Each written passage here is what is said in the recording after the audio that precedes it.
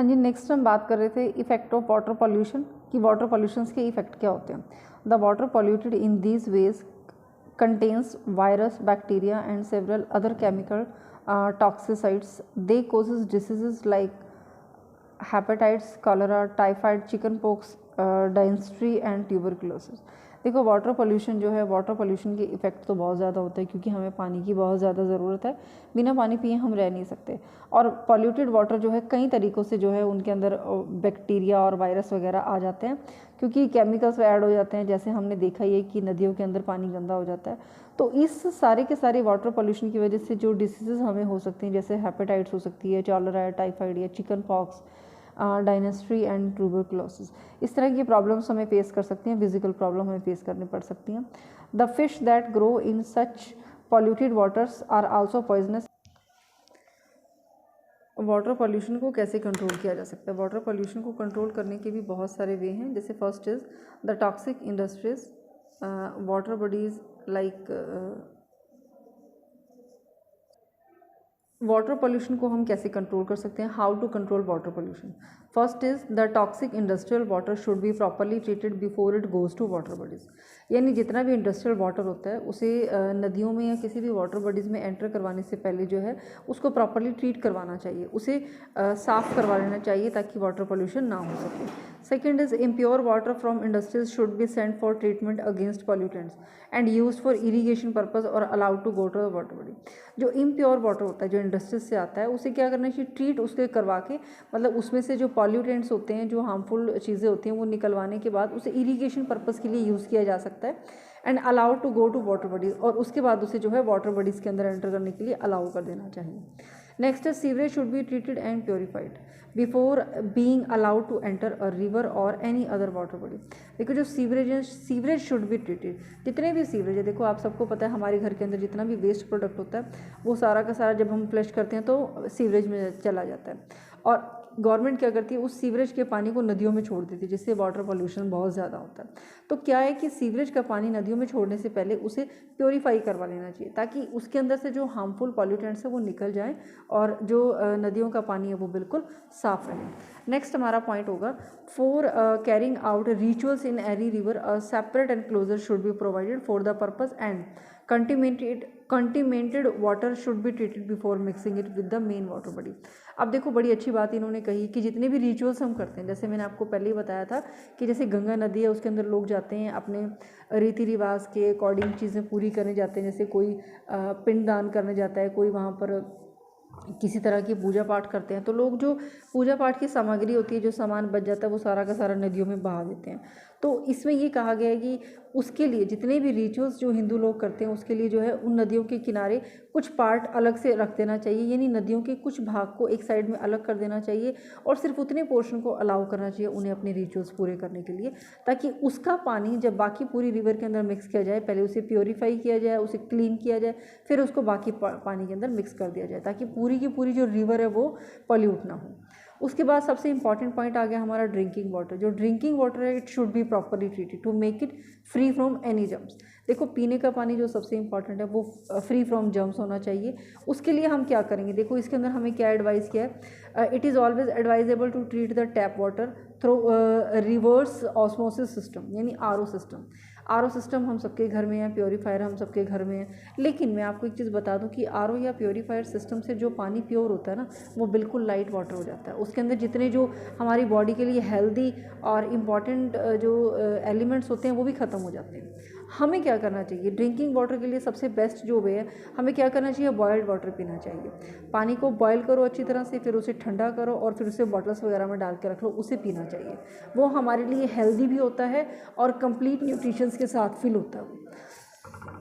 Sorry students. उसके बाद जो एक चीज़ और है, जो आजकल एनवायरनमेंट चल रहा है, जैसे विंटर सीजन है, एनवायरनमेंट भी ख़राब है, पॉल्यूशन भी इतना ज़्यादा, हमें क्या करना चाहिए, मैं पर्सनली आपको एडवाइस करूँगी कि हमें पानी को बॉईल करना चाहिए, उसमें थोड़ी तुलसी, अदरक और इलायची वगैरह डालनी चाहिए, फिर उस पानी को बॉईल करके छान के रख लो और ठंडा करके उसे पीना चाहिए।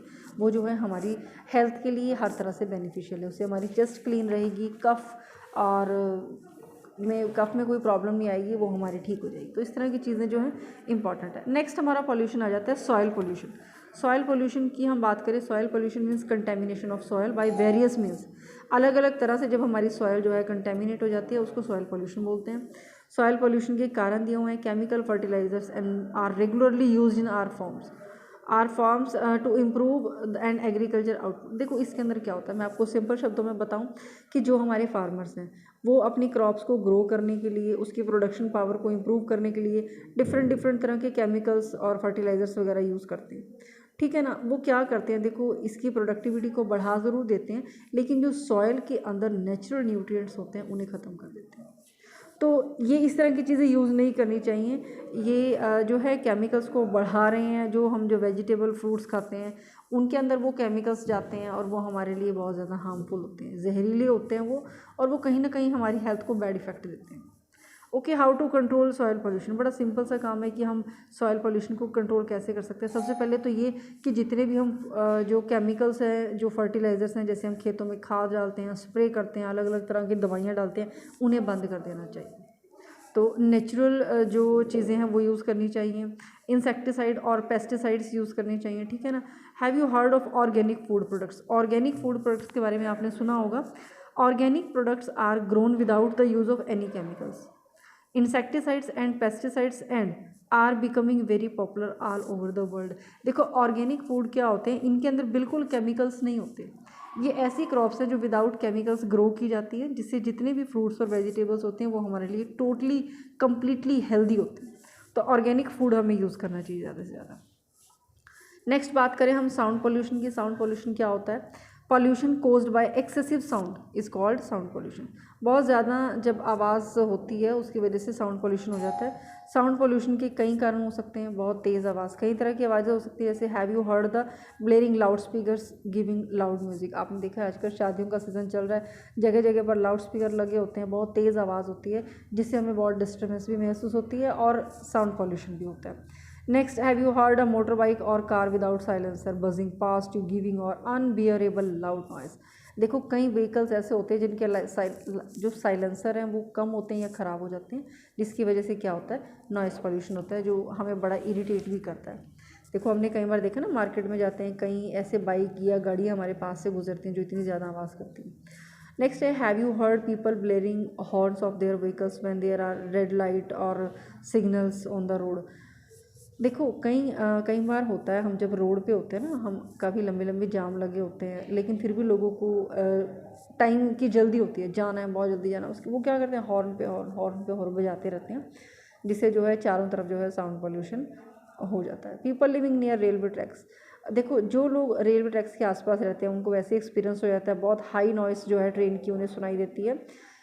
वैसे वो यूज़ टू हो जाते हैं, उन्हें आदत हो जाती है जब वो ऐसी जगह रहते हैं, लेकिन ये उनके लिए बहुत हार्मफुल होती है, क्योंकि एक एज लिमिट के बाद क्या होता है, ये जो उनका जो साउंड सिस्टम है, उनका जो हियरिंग सिस्टम है सॉरी, वो डैमेज होना शुरू हो जाता है।